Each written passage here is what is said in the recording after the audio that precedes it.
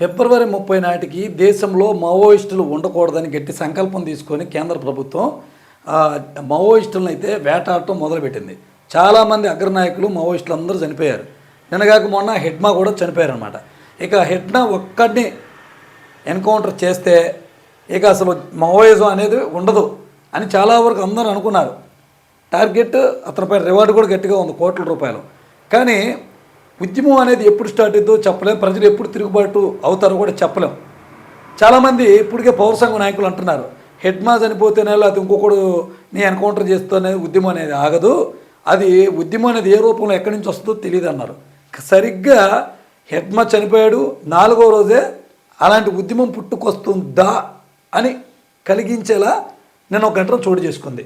ఢిల్లీలో కాలుష్యంపై నిరసనలు, హెడ్మా అమరవీరుడు అంటూ నినాదాలంట. ఢిల్లీ దేశ రాజధాని నడిబొడ్డులో ఢిల్లీలో వాయు కాలుష్య నియంత్రణకు చర్యలు తీసుకోవడం లేదంటూ ఇండియా గేట్ సమీపంలో ఆదివారం ఆందోళన నిర్వహించిన వారిలో 23 మందిని పోలీసులు అరెస్టు చేశారంట.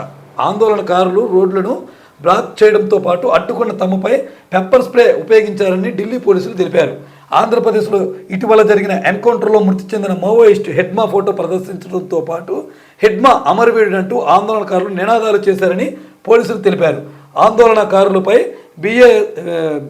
బిఎన్ఎస్ 223A 132 221 121A సెక్షన్ల ప్రకారం కేసులు నమోదు చేసి అరెస్ట్ చేశామని పోలీసులు తెలిపారు. మరోవైపు వాయు కాలుష్య నాణ్యత క్షీణించిన నేపథ్యంలో ప్రైవేటు కార్యాలయ ఉద్యోగుల్లో 50% మంది ఇంటి వద్ద నుంచి పనిచేయాలని ఢిల్లీ ప్రభుత్వం సూచించిందనమాట. చూడండి, ఎక్కడ ఢిల్లీ, ఎక్కడ మావోయిస్టు హెడ్మా.